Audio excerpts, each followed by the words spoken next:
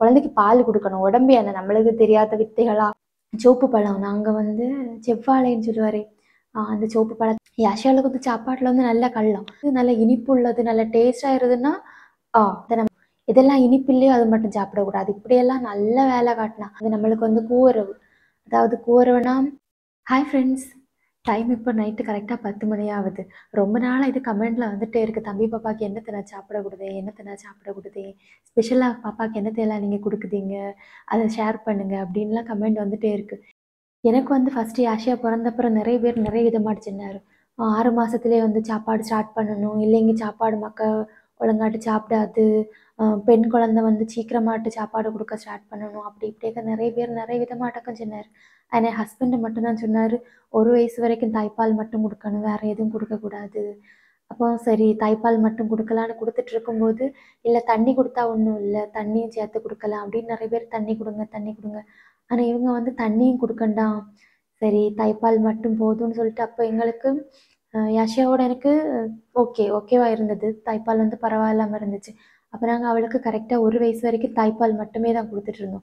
அதுக்கப்புறம் 1 வயசு கரெக்டாக முடிஞ்சதுக்கு அப்புறம் தான் அவளுக்கு வந்து ராகி கஞ்சி, அப்புறம் வந்து அந்த சோப்பு பழம் நாங்கள் வந்து செவ்வாழைன்னு சொல்லுவார்.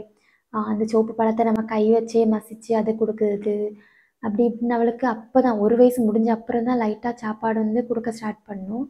ஆனால் வந்து அவள் வந்து நார்மலாக நம்ம வீட்டு சாப்பாடு இட்லி தோசை சோறு இதெல்லாம் சாப்பிட்றதுக்கு நல்லா லேட் ஆச்சு. ஏன்னா வந்து நாங்கள் 1 வயசுக்கு அப்புறம் தான் சாப்பாடு கொடுக்க ஸ்டார்ட் பண்ணதுனால அவளுக்கு அது கல்லம். யாஷாவுக்கு வந்து சாப்பாட்டில் வந்து நல்ல கல்லம்.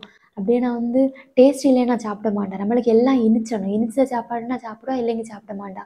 ஏன்னா 1 வயசு தாண்டினதுக்கு அப்புறம் நாங்கள் அவளுக்கு வந்து சாப்பாடு கொடுத்த 1 வயசு தாண்டினதுக்கு அப்புறம் வந்து அவளுக்கு சாப்பாடு கொடுக்க ட்ரை பண்ணதுனால எதெல்லாம் இனிச்சுமோ அதை மட்டும் சாப்பிடணும். நாங்களும் ரொம்ப கஷ்டப்பட்டு அவளுக்கு வந்து கொஞ்சம் கொஞ்சமாட்டு இட்லி தோசை இப்படியெல்லாம் கொடுக்கறதுக்கு நல்லா கஷ்டப்பட்டோம்.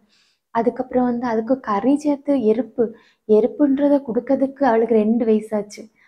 அதை பழவி ஒழுங்காக சாப்பிட தொடங்கிறதுக்கு. அதுக்கப்புறம் இப்போ எப்படியோ பரவாயில்லாமல் 3 வயசு ஆகுது. கொஞ்சம் அப்படியே சுமாராக நிறைய ஒன்றும் சாப்பிட மாட்டேன், கொஞ்சம் தான். இதே வந்து நல்ல இனிப்பு உள்ளது நல்ல டேஸ்டாக இருதுன்னா எந்த அளவு வேணால் சாப்பிடுவான். மற்ற சாப்பாடெல்லாம் தொண்டையில் இறக்கம் இருக்காது. இப்போ இவங்க குட்டி பாப்பா வந்து பிறந்து கரெக்டாக 6ஆம் தேதி வந்து 8 மாதம் முடிஞ்சது. இன்னும் 1 வயசு வரைக்கும் இவனுக்கும் கொடுக்கலாம் அப்படின்னு தான் பார்த்தோம். ஆனால் வந்து செட் ஆக மாட்டேங்கிறான். அப்படின்னா என்ன சொல்ல, வந்து பசியில் சும்மா எப்போ பார்த்தாலும் அழுதுகிட்டே இருக்கான். அது நம்மளுக்கு வந்து கூரவு. அதாவது கூரவுனா நம்ம கேழ்வரகு இருக்கே, அதை எங்கள் இதில் நாங்கள் வந்து கூரவுன்னு சொல்லுவோம். அந்த கூரவை வந்து ஒரு 4-5 தடவை வாஷ் பண்ணும்போது அதில் வந்து நிறைய தோல் வந்து பிரிஞ்சு வரும். இந்த மாதிரி பிரிஞ்சு வர தோல் எல்லாம் நமக்கு ஊற்றி களைஞ்சி மறுபடியும் தண்ணி எடுத்து வாஷ் பண்ணி மறுபடியும் உறிஞ்சி வர தோல் அப்படியே கழுகி ஒரு 5-6 டைம் கழுவும் போது வந்து மறுபடியும் தண்ணி தெளிஞ்சு நல்ல தண்ணி வரும். அப்போ நல்ல தண்ணி வரும்போது அதை அப்படியே ஊற போட்டுடணும். நைட்டு வந்து ஊற போட்டுட்டு காலையில் எந்திரிச்சதும் நமக்கு வந்து இதை வந்து ஒரு மிக்சி ஜாரில் போட்டு ஃபஸ்ட்டு வந்து நான் தண்ணி விடாமல் அரைக்குவேன்.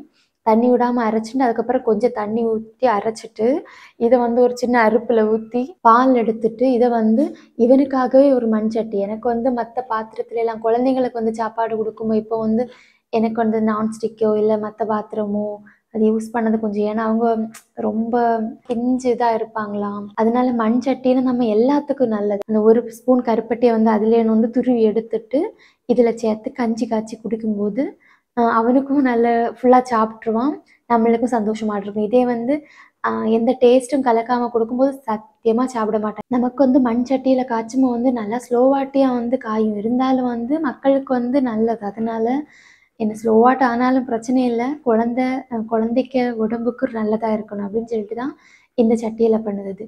இதில் பண்ணும்போது வந்து ஃபஸ்ட்டு தண்ணியாக இருக்கும், நம்மளுக்கு வந்து கிண்டி வர வந்து இது வந்து கொஞ்சம் கட்டிப்படும்.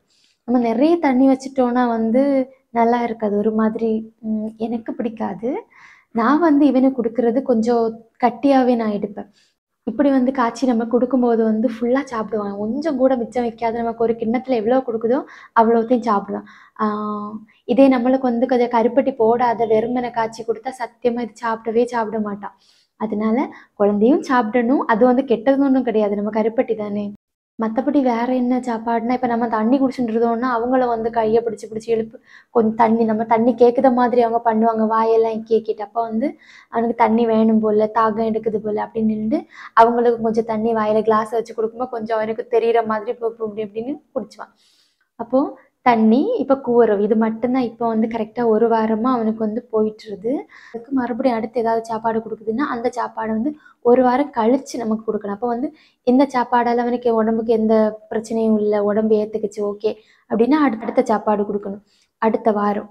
அப்போ அது கொடுத்துட்டு இருக்கும்போது இது அது இப்போ 2 டைம் சாப்பிடுதுன்னா பரவாயில்ல, 2 நேரம் கொடுத்துட்டு பால் அவங்க எப்பப்போ கேட்குறாங்களோ அப்பப்போ பாலும் கொடுக்கணும், இந்த சாப்பாடும் கொடுக்கணும். பால் வந்து கொடுக்குறது எப்பவும் ஸ்டாப் பண்ணக்கூடாது, பாலையும் கொடுக்கணும், இந்த சாப்பாடையும் நமக்கு கொடுக்கணும். அப்படி வந்து கொடுத்துட்டு வரும்போது இன்னும் அடுத்தடுத்த வாரம் அடுத்தடுத்த மாதம் அப்படின்னு வரும்போது கொஞ்சம் கொஞ்சமாக வந்து நமக்கு சாப்பாடு கொஞ்சம் கொஞ்சமாக கொடுக்கும்போது எந்த சாப்பாடு அவனுக்கு ஒத்துக்குது எந்த சாப்பாடு ஒத்துக்கலைன்னு நமக்கு கரெக்டாக தெரியும். சப்போஸ் வந்து நம்மளுக்கு கொடுத்த ஏதாவது ஒரு சாப்பாடு வந்து அவனுக்கு பிடிச்சி இல்லை, உடம்புக்கு சேர்ந்து இல்லை அப்படின்னா நம்மளுக்கு அடுத்த தடவை சாப்பாடை கொடுக்காது இருக்கலாம். இதே நமக்கு தெரியாத ஒரே நாளில் அந்தது இந்தது எல்லாத்தையும் போட்டுட்டு கலத்தி கொடுக்கும்போது எதனால் இப்படி குழந்தைக்கு ஆச்சுன்னு நமக்கு நாளைக்கு கேட்கும்போது நம்மளுக்கும் தெரியாது. அதனால எதையா இருந்தாலும் சின்ன குழந்தைக்கு பார்த்து எடுத்து நமக்கு கொடுத்தா போதும். அடுத்த வாரம் இன்னும் புதுசாக ஒரு சாப்பாடு இப்போ என்ன சாப்பாடுன்னு நான் கரெக்டாக எதை கொடுக்குறதா இருந்தாலும் குழந்தைக்கு நம்மளுக்கு ஃபுல்லாக நமக்கு நம்ம மூளைக்கு தெரிகிற வரைக்கும் ஆராய்ச்சி பண்ணி தானே நம்ம குழந்தைக்கு கொடுப்போம். அது என்னென்னு குழந்தைக்கு நான் என்னென்ன கொடுக்குறேன்னு சொல்லிட்டு அடுத்தடுத்த வாரம் வந்து நான் வந்து மறக்காமல் நான் சொல்லுவேன். நீங்கள் என்ன ஃபாலோ பண்ணுறதா இருந்தாலும் பண்ணலாம், இல்லை உங்களுக்கு தனியாக வேறு ஏதாவது கொடுக்கணும், நான் சொல்கிற சாப்பாடு ஒத்துக்கலைன்னா வேறு ஏதாவது கொடுக்கணுன்னா வேறு ஏதாவது கொடுக்கலாம். அப்படி இப்போதைக்கு இவ்வளோதான் நான் குழந்தைக்கு கொடுக்குறது, வேறு எதுவும் வித்தியாசமாக கொடுக்கல. வேறு நமக்கு வந்து இப்போ 8 மாதம் வரைக்கும் நான் தாய்ப்பால் மட்டும்தான் கொடுத்தேன், அவளுக்கு 1 வயசு வரைக்கும் கொடுத்தேன். 8 மாதம் வரைக்கும் சப்போஸ் உங்களுக்கு தாய்ப்பால் பத்தலை, ஸ்டார்டிங்லேயே உங்களுக்கு கொஞ்சம் அப்படி இருக்குன்னா நீங்கள் முன்னாடி அந்த 6 மாதத்துலேயே வந்து நீங்கள் வந்து கூரவு ஸ்டார்ட் பண்ணல, எந்த பிரச்சனையும் இல்லை. அதுவும் இல்லாமல் நம்மளுக்கு இவ்வளோ நாளைக்கு எனக்கு பால் பத்துச்சுன்னா நம்மளுக்கு வந்து நம்ம சாப்பிட்ற சாப்பாடு நம்மளுக்கு வந்து குழந்தைக்கு வந்து நம்ம குழந்தைக்கு வந்து பால் கொடுக்கறதுக்காக நம்மளுக்கு வந்து நிறைய முதல்ல சாப்பிடணும். இப்போ நம்மளுக்கு இந்தளவு சாப்பிட்டா நம்மளுக்கு உடம்பு வரும், வண்ணமாகும், அப்படி இப்படியெல்லாம் நினச்சின்னு வந்து நம்மளுக்கு வந்து சாப்பிடாது இருக்கக்கூடாது. நம்ம குழந்தைக்கு அந்த அளவுக்கு நம்மளுக்கு பால் கொடுக்கணும், அதுக்கு பால் மட்டும்தானே உண்டு. அதனால நம்மளுக்கு அந்த அளவுக்கு அப்புறமா குறைச்சிக்கலாம் அப்படின்னு சொல்லிட்டு அவள் யஷாவோட அப்படித்தான். நான் வந்து ஒரு 84 கிலோ கிட்ட போயிட்டேன். அந்த அளவுக்கு ஃபோட்டோ வந்து இங்கே கொடுக்குறேன். இந்த அளவுக்கு நான் உடம்பாக வந்தேன். ஏன்னா அவளுக்கு பால் கொடுக்கணும், 1 வயசு வரைக்கும் பால் கொடுக்கணும், அதுக்குன்னே நான் அவ்வளோ சாப்பிட்டேன். இப்படி சாப்பிட்டாலும் நமக்கு வந்து நம்ம உடம்பை நமக்கு குறைக்க நம்மளுக்கு தெரியும், எப்படி இருந்தாலும் நம்மளுக்கு குறைக்கும் இல்லையா. அதனால நான் அப்படி சாப்பிட்டுட்டு இப்படி தான் கம்மி பண்ணேன். எப்படி கம்மி பண்ணுதுன்னு சொல்லி அதை இன்னொரு வீடியோவில் நான் சொல்கிறேன். இப்போவும் நான் கொஞ்சம் வெயிட் போட்டு தான் இருக்கேன். இப்போவும் குழந்தைக்கு பால் கொடுக்கணும்னு நான் நல்லா சாப்பிட்டுருந்தேன். அதுக்கப்புறம் சாப்பாடு நம்மளுக்கு பால் குழந்தைக்கு கொடுக்கறது நிறுத்தின அப்புறம் நம்மளுக்கு 2 வயசு 3 வயசு அப்படின்னு நான் யோசிச்சுட்டு இருந்தேன். அப்படி கொடுத்து முடிச்சதுக்கு அப்புறமா மறுபடியும் உடம்பு கம்மி பண்ணுறதுனா கம்மி பண்ணலாம். அதுக்கு முன்னே எந்த காரணத்துக்கு வேண்டி உடம்பை கம்மி பண்ணுற மாதிரி எனக்கு எந்த ஐடியாவும் இல்லை. ஏன்னா வந்து குழந்தை ஹெல்த்தியாக இருக்கணும், அதுதான் முக்கியம். நமக்கு பால் கொடுக்கணும், அதுக்கு நம்ம நல்லா சாப்பிடணும். நம்ம நல்லா சாப்பிட்டா தான் குழந்தைக்கு நல்ல பால் வரும். அதனால நம்மளுக்கு எப்பளும் சாப்பாடில் குறை வச்சாத நல்லா தின்னு பிடிச்சணும், குழந்தைக்கு பால் கொடுக்கணும். அதே நான் வந்து அடுத்த வாரம் குழந்தைக்கு என்ன புதுசாக வித்தியாசமான சாப்பாடு கொடுதுன்னு இன்னொரு வீடியோவில் சொல்கிறேன். அப்புறம் வந்து 10 மணிக்கு வீடியோ எடுக்க ஸ்டார்ட் பண்ணேன். மணி வந்து 10:30 ஆகிடுச்சு. குழந்தைக்கு 2 ரூமில் தூங்கிட்டு இருக்காங்க. இப்போ மறுபடியும் அவங்க பக்கத்தில் போயிட்டு நான் படுத்து தூங்க போகிறேன். அப்புறம் வந்து வீடியோ பிடிச்சிருந்ததுன்னா மறக்காமல் லைக் பண்ணுங்கள், ஷேர் பண்ணுங்கள், நம்ம சேனலை கண்டிப்பாக சப்ஸ்கிரைப் பண்ணுங்கள். பாய்.